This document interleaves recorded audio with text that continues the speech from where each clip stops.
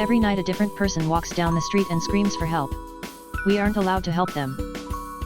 Looking back, I feel dumb. Completely stupid, actually. I should have known that apartment was far too cheap to be right, even for a studio. I should have known there had to be a catch. The day I moved in was a complete blur. I insisted that no one help me, not wanting to prove any of my family members' suspicions about my character. By late afternoon, all my muscles ached terribly and my head throbbed. I fell back on my bare mattress, staring up at the ceiling fan with glazed over eyes. I pulled the damp strands of hair from my sweaty forehead, wincing in disgust. Someone knocked on my door, causing me to jump. I cursed under my breath, pushing myself up on my elbows. Two girls were peeking around my doorframe. Foolishly, I had left it wide open, forgetting the old college rule, only leave your door open if you want to make new friends. And I was not in the mood to make new friends. One of them, an Asian girl with choppy black hair, was grinning at me. The other stood a little further back, fingering a box of Marlboro Reds. "Hey," she said, nodding at me. Her voice was smooth and raspy at the same time. "Did you just move in?"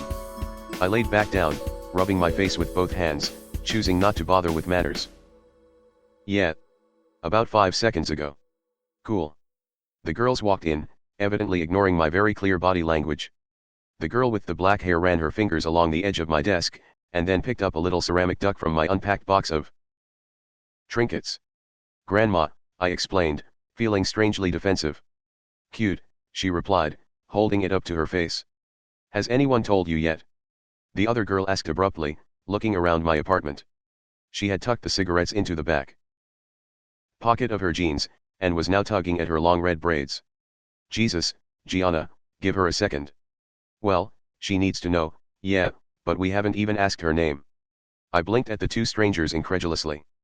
I hadn't even had time to put toilet paper in my bathroom, and here they were, touching my things and talking about me like I wasn't there. I just wanted to take a nap, honestly. "My name's Arden," I said. The girl with the red braids, Gianna, sat down next to me on my bed. "Did they tell you?" "Tell me what?" "Oh, of course they didn't. The rules." I blinked again, my face blank. I didn't know about any rules, besides the typical renting ones. I had signed a lease after, at best, skimming over it. The landlord was a skinny woman who smelled of ashes, and I was fairly certain she had never developed the facial muscles necessary for smiling. I wasn't about to ask her any follow-up questions, especially when the rent was so cheap. The other. Instead of charging at will, she backed away. She held her arms out in front of her like something might attack her, whipping her head around wildly. An alarm went off, like the one I had heard that one night, but far more unbearable now that I was in it. The street lights lining either side of the street switched to a flashing red, and Mateo threw himself into the driver's seat, the tires screeching as he peeled away. Gianna was screaming at him, pleading with him to go back. May was weeping into her hands. I didn't move, didn't make a sound. I didn't understand. As we sped away, I looked back. I couldn't help it. I saw the flash of some sort of van in the blinding red light, pulling around the corner. Then nothing. That was a week or two ago. I don't know. I've been having a hard time keeping track of time. None of us have spoken much since that night. We tried the police, of course, but as you could assume, nothing came of it. I think whatever this is far larger than we know. I don't know if it's some kind of experiment, or just a sick game, but I'm going to move back into my parents' house next week, despite all their berating, and then figure out what to do from there. I don't know if that was really Shannon that we saw that night, or if it was something else, and I don't know which is worse. All I know is that last night, I heard Will's voice outside my window. Crying. Pleading for help. I didn't interfere. Girl laughed nervously. "Where did you move here from?" I ignored her. "What rules?" Gianna got a strange, wicked sort of smile on her face, bouncing a little on my mattress. The other girl sighed loudly. "Something happens here every night," she began, pulling out my rickety office chair and sitting down. "Something weird." "Like what?" I sat up, frowning at her. Finally, my interest was piqued. "Someone walks down the street," Gianna said, her voice reminding me of a camp counselor telling a scary story around the bonfire. "That one, right down there." She pointed at my window. "It's someone different each night. They scream for help for about an hour. But we aren't supposed to help them. I just stared at her. I felt a small chill run up my spine. I didn't know what to make of all this. It happens at a different time every night, the other one said softly. We never know when it's coming. Why? She shrugged almost sadly. We don't know why. I scoffed, leaning my elbows against my knees. I don't believe you. The girl shrugged. You don't have to. You'll see for yourself. The look in her eyes made me want to believe her. She seemed sincere, but I couldn't even begin to fathom what they were saying being true. It was too strange, too outlandish. I knew this wouldn't be the nicest neighborhood, but it couldn't be that bad. It had to be a prank, they had to be hazing me or something. We'll come back later, Gianna said matter of factly. We'll show you. Before I could protest, she grabbed the other girl by the wrist, and they were gone.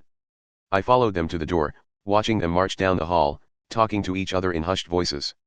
I closed my door behind them. That night, as promised, they came back. They came dragging along two boys. One was somewhat muscular, wearing a tight black t-shirt and baggy jeans, and my eyes were instantly drawn to a silver heart-shaped locket around his neck.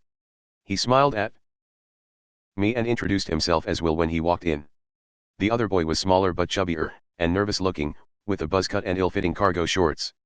His name, I was told, was Matteo. The girl named Gianna came in carrying a bottle of wine, and that same slightly crumpled box of cigarettes. The other one, the girl I still didn't know the name of, was the only one who looked even somewhat apologetic. They all sat down on my dusty floor, next to the window, and motioned for me to join them. I sat between Will and the nameless girl, unsure whether I should continue feeling violated or if I should just give in to my strange, pushy neighbors. Do you all live in this building? I asked, hesitantly accepting the wine when it was passed to me. Yeah, Will answered with a grin. It seemed half-hearted. This building is where all the young people live. It's where they put us, Gianna cut in, lighting a cigarette. It didn't even occur to me to tell her not to smoke inside. We've all been sorted out. Forgive her. She's a bit of a conspiracy theorist. It's not a theory, she snapped, glaring at him. Look at the other ones. Next door, the middle-agers. People with kids, but no grandkids. Across the street, old people. Not a single 20-something in that entire building. May, tell him. So her name was May. I looked her over, admiring her smoky eye makeup and how she'd tied her hair up, long strands poking out like exploding fireworks. Stop it, May muttered, reaching for the wine bottle. You'll scare her. I'm not scared. She just shrugged at me, as if she didn't believe me. We passed the bottle around, and then around again. I listened to them bicker and laugh. It was clear they'd all been friends for a while, and I felt a little bit like I was intruding, even though they were in my apartment. Will asked me if I had gone to college, and I told him I did, but I dropped out. They all nodded sympathetically, which made me feel stupid. By midnight, I was a little bit buzzed, and my guard was beginning to fall. I had to admit, it felt good to have friends. I had already mentally resigned myself to a life of solitude, at least for a while, but it seemed that might not actually have to be my fate. I laughed at Matteo and Gianna's drunken argument, passing a cigarette back and forth with May, blowing the smoke out of my open window. I had almost completely forgotten why they were all over when it happened. All at once, a blaring alarm came from each of our phones, like an Amber Alert. I could hear the sound echo throughout the neighborhood, like an entire chorus of hundreds of phones going off, not just ours. I nearly leapt out of my skin. Not even Gianna laughed. All of them went quiet, and they looked at me as I took it out, frowning at the screen. Do not interfere, it's coming, Will whispered. He had changed, his eyes almost glassy and his voice soft and shaky. Matteo squeezed his shoulder. I looked at May. Her eyebrows were cinched together in concern, and she was stubbing out our cigarette against the windowsill, shrinking away. There it was again, that chill. It crept up my back, spreading along my scalp and making me shiver. Something felt deeply, deeply wrong. The others were quiet now, staring silently at the window I was sitting up against. The air felt somehow warmer, like it was buzzing with something, or maybe I was just sweating. We sat there, unmoving, for what felt like half an hour. Right as I was getting tempted to ask what was going on, I heard it. It was far away, and faint, but I still heard it. A cry. It continued as it got gradually closer, louder, more desperate. Asterisk help. Please, my God, someone help me, asterisk slowly, I leaned out the window. I had to see it with my eyes, had to confirm there was actually someone out there like they had said there would be. My new apartment was on the 4th floor, so it was hard to see who was down on the street without squinting. In the flickering streetlights, I could make out the outline of an elderly man. He was hunched over, wandering aimlessly from door to door, wearing only what looked like a hospital gown to cover his pale, broken body. Behind him trailed a path of dripping blood, although I couldn't see where it was coming from. Asterisk please. I'm hurt, asterisk I looked back at the others, my mouth hanging open. What is this? I demanded loudly. What the hell is this? May touched my arm, trying to calm me down. I pulled away from her. Arden, please, we have to help him. Why can't we help him? He's just an old man. We can't help him. Trust me. I ignored her, leaning further out the window, prepared to call out to him. Before I could open my mouth, I froze. The man down there was still now, facing our building. His head was tilted upwards, and I couldn't see his eyes, but I knew he was looking right at me. I immediately felt cold, like I was plummeting into ice water. Help me, he whimpered into the silent night air, his voice barely audible. Then he began to scream. That scream wasn't human. Or, at least, not any human I had ever met. It was desperate, agonized. It made my stomach turn and my eyes prick with tears. I couldn't look away. The blood was coming from his arms.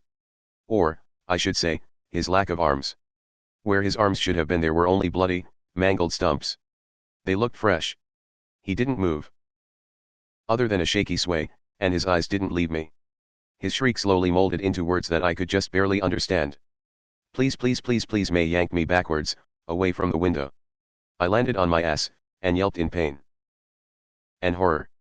What is that thing? I whispered. I didn't mean to whisper, but that was all that came out.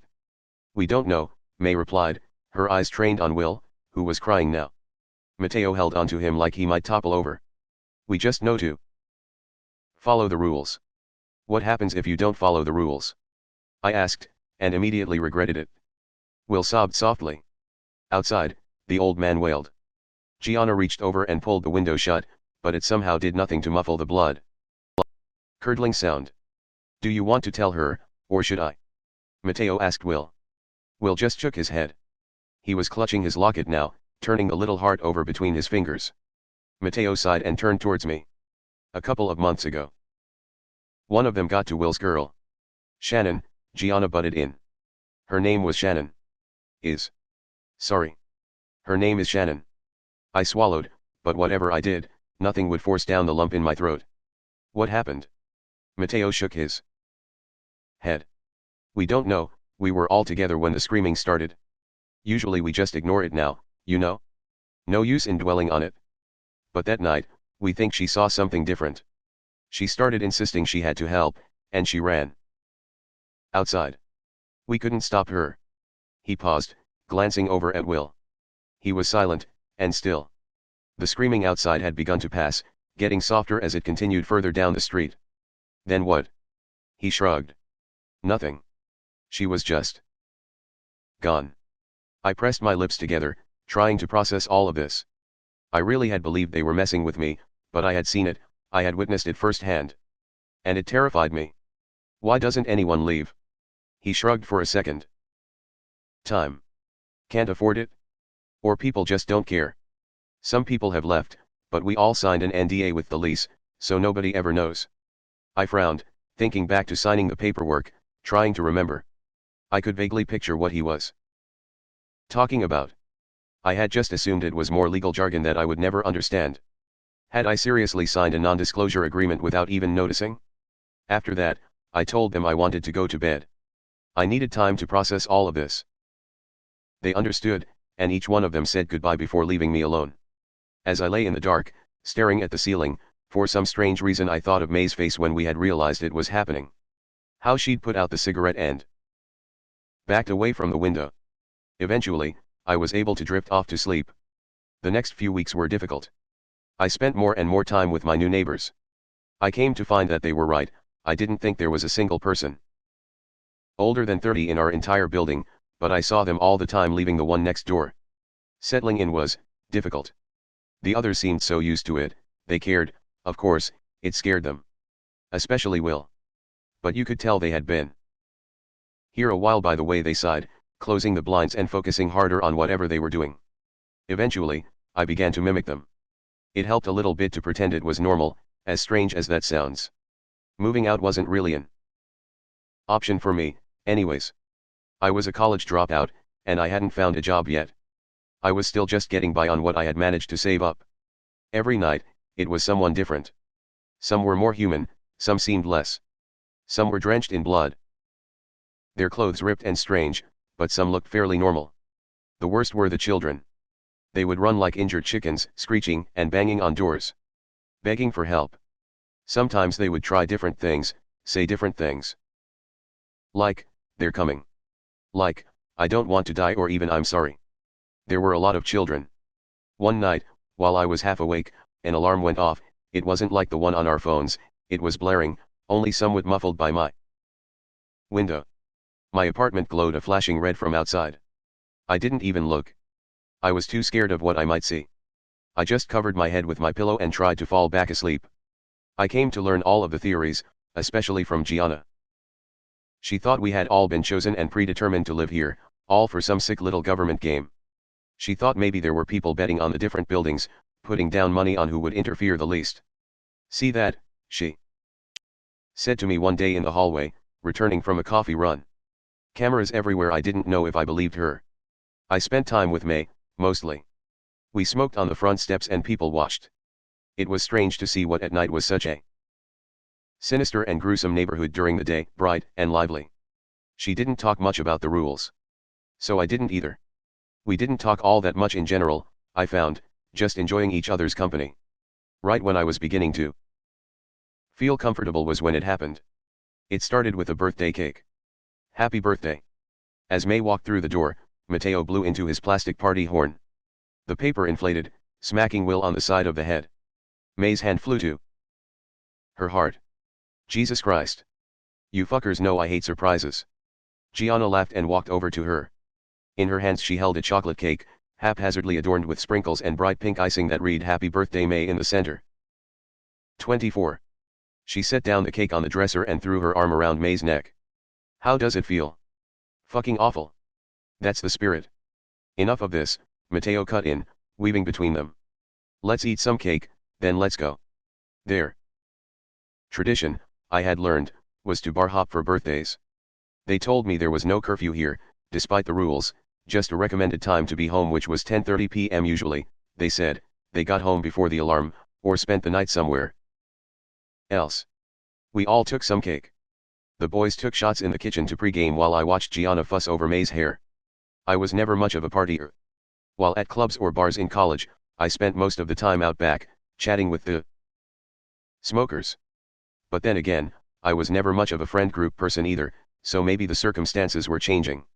I watched them all troop outside to Matteo's car. I stuffed myself in the back, incredibly conscious of how close I was pressed into May. My other shoulder rammed into the car door.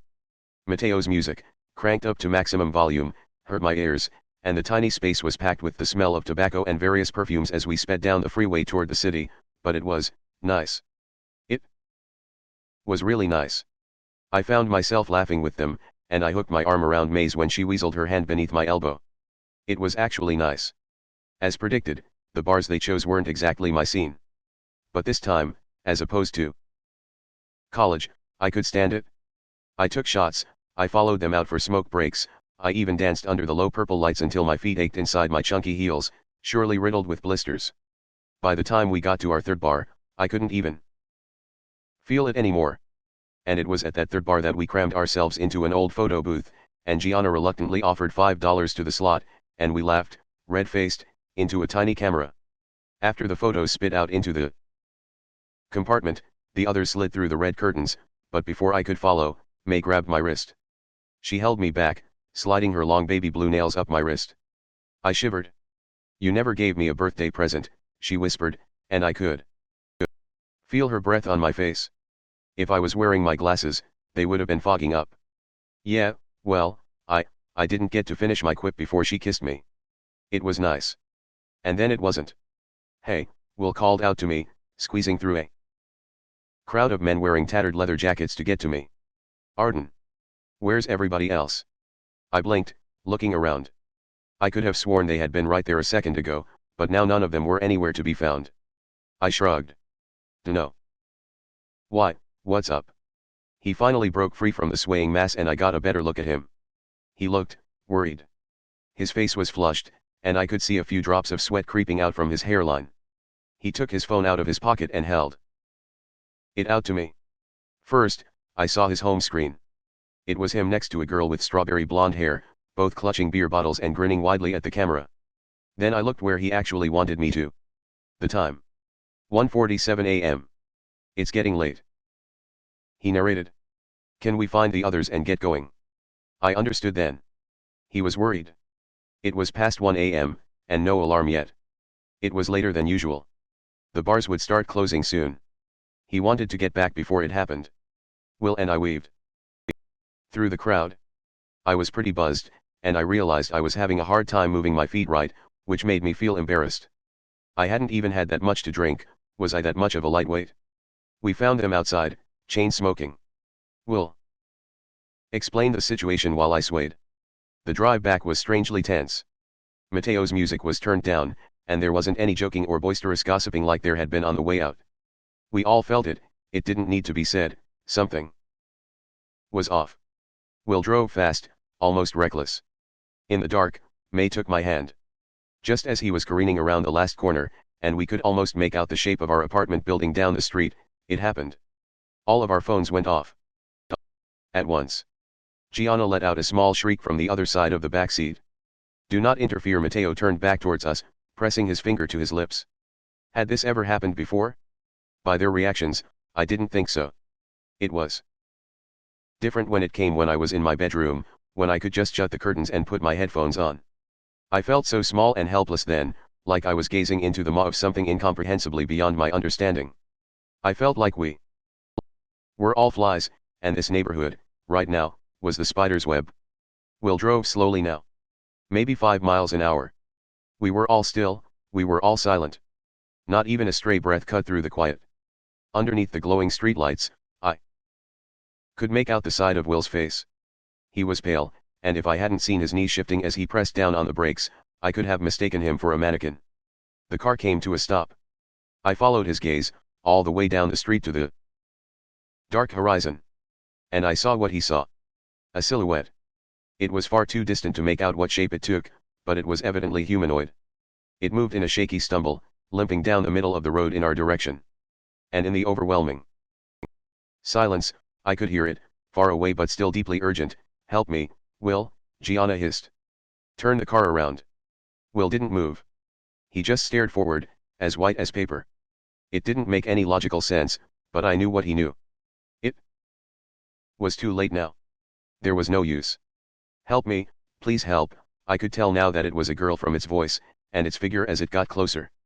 It was wearing some sort of white nightgown, not unlike the old man's hospital attire from that first night, stained with dark red blood. From here, I couldn't tell if it was fresh or dry. I didn't know why that mattered to me. "Maybe," May whispered.